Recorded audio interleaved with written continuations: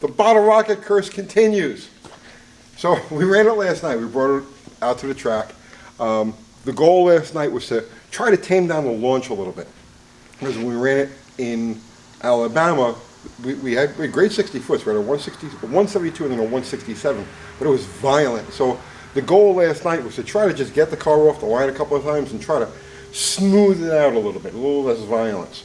So I was going to experiment with just RPM and so on and so forth. Didn't quite work out that way. So before we get to the latest bit of this, let's recap. Let's go back to the beginning.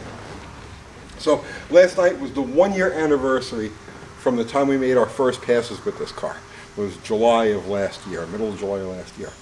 And, okay, so initially we went out there the first time with, so we had a 750 Holly on the thing, a vacuum secondary 750 Holly. And car ran good except for a serious bog off the starting line, and then second gear shift, another serious bog. We had a yellow spring in the carburetor, which is the lightest of them, but it just isn't enough motor to operate that vacuum secondary as quickly as we needed it to. So we switched from, so that first time out, the car ran like 9, whatever it was in the 8th mile, ran like 989 or something like that. Doesn't make any difference. It was slow. So to remedy this, the next time we go out, we swap to an 850 double pumper. Now the bog was gone, right? Car left the starting line good and hard, topped out the suspension, but it was too much for the clutch. So our first run with the 850 on the car, we ran through the clutch, and the car ran an 886.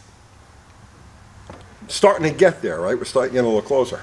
So I ran an 886, but it slipped the whole way. It slipped all the way through first. It slipped on the second gear shift. And then third gear, I ended up lifting about 20 feet before the finish line on that 886 because I put it in third gear and it just ran away. So, okay, done. So, but we were satisfied we had taken a step forward.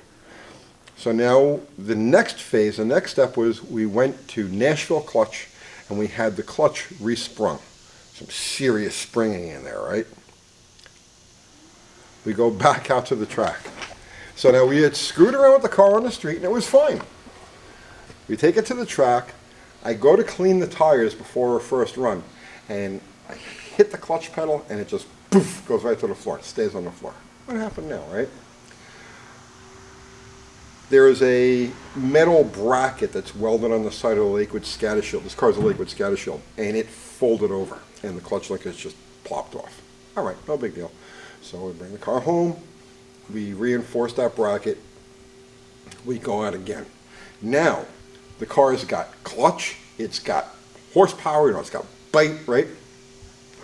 What's the next line? Well, we snap an axle, 7 1/4, well, 8 1/4, I should say. Bye-bye. Now we upgrade, we put the 8 3/4 in the car with the 456 gear. And our next outing is the last one, which was down in Alabama. And that's where we ran great 60 foots. The car was all there. Come off the clutch, got daylight under the left front wheel on the 172/60, and then on a 167/60, we got daylight under both front wheels. The car was rocking, but the bottle rocket curse, right? Unbeknownst to us when we pulled to the starting line to make our runs with the car, towing it down, my buddy Dallas, who's unfamiliar with Mopars, it wasn't his fault, he just doesn't know these cars, plus older parts. When he tied the car down to the trailer, he tied it really secure, and he wrapped the tie down around the passenger side lower control arm. And what that did was, over the course of 100 miles of road driving and so on and so forth, it worked the bushing out. So it pulled the lower control arm all the way back on the bushing. We didn't know this until we get the top of first gear, go to shift second with this thing, and the car's all over the track. So we had to abort and limit it to 60 footers. All right, but the car's good, it's rocking, it's working hard. Let's rebuild the front end. So that's what we do. We rebuild the whole front end of the car, everything's new in there, and we convert it over to drum brakes, get rid of the weight of the discs. So that brings us to last night. So last night we found that the launches at Alabama were extremely violent. So the goal last night wasn't really to make ET. The goal last night was to get the car smoothly off the starting line, because if we could tame away that violence, that same 167 would get us down into the 160, high 150 range, which is exactly where we need to be to reach our goals of a 10-second quarter mile or a 6:99 eighth mile. So last night we run up there to the track, and do the burnout. Not really a burnout, just a tire cleaning exercise, and enough RPM to make sure that the plugs are clean. So in the middle of this, just as I'm about to like take my foot off the brake and start creeping forward, the motor's going, and then her tone changed. She was, right? It just wasn't right. It just didn't feel right.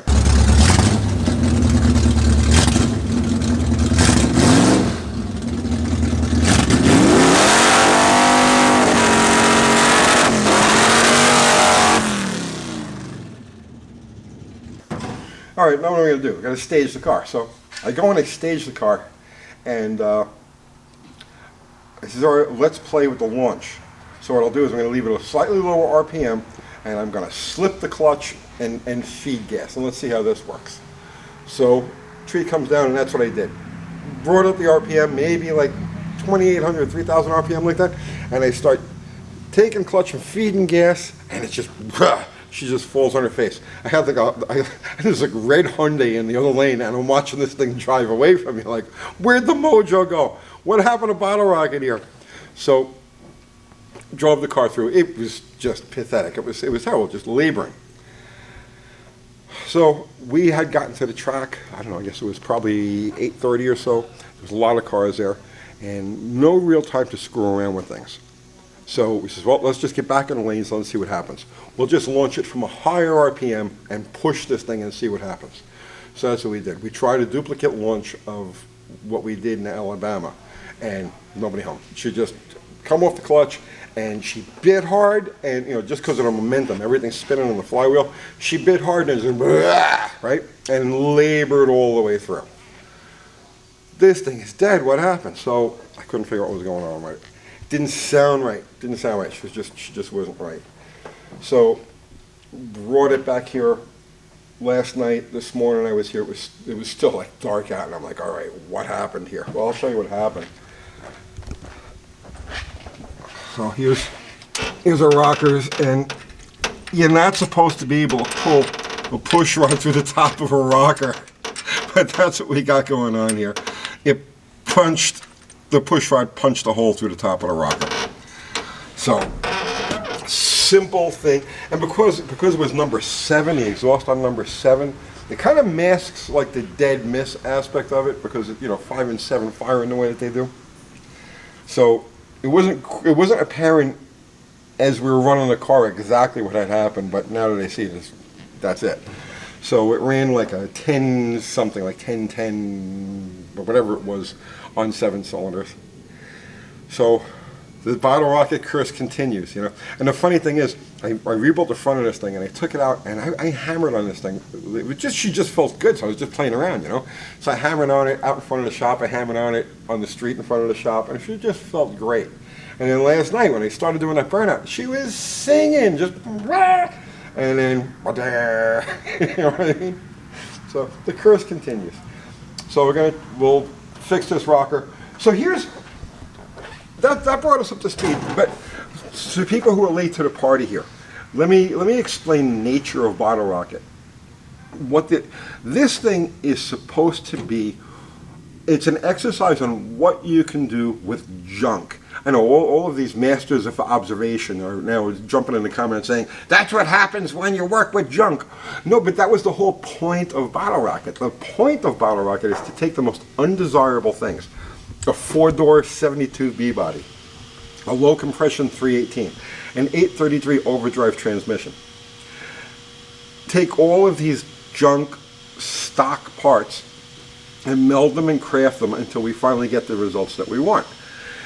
I can't begin to tell you how difficult this process is.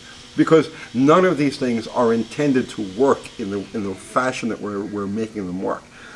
I still have no doubt that, actually I'm more determined than ever to make this thing work, and it will work.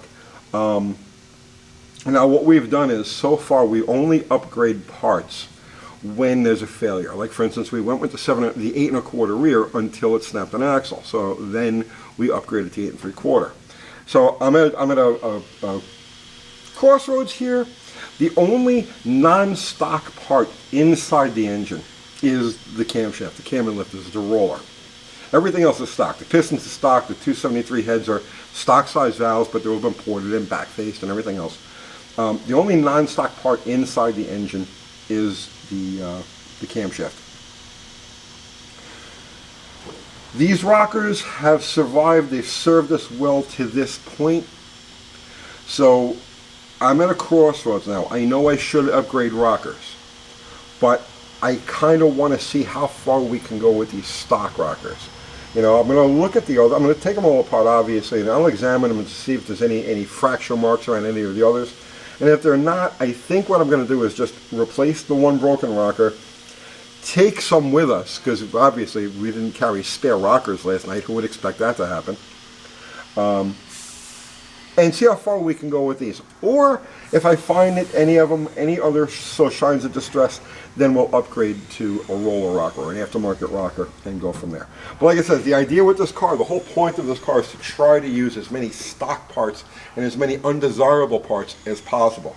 So like I said, I'm leaning towards working what's already there. Will we ever break the curse? Will this thing actually run what it's supposed to run? Well, yeah, but be patient, you know? If, you know, honestly, seriously, if you're expecting like overnight results with this, there are plenty of channels, lots of channels out there with project cars that are just turnkey, formulaic, just zoop and go. Go watch those channels. This is the story of Bottle Rocket. This is the journey of Bottle Rocket. This is like the impossible thing, and we're going to make it possible one way or the other, but you got to be patient. So that's it. If the weather's clear, we've got next weekend open, the weather's clear, we're back at the track next Saturday. So that's it. Until then, let me dig into this. I do love this car. I really do love this car. I love the idea of the car as well. I'll see you tomorrow.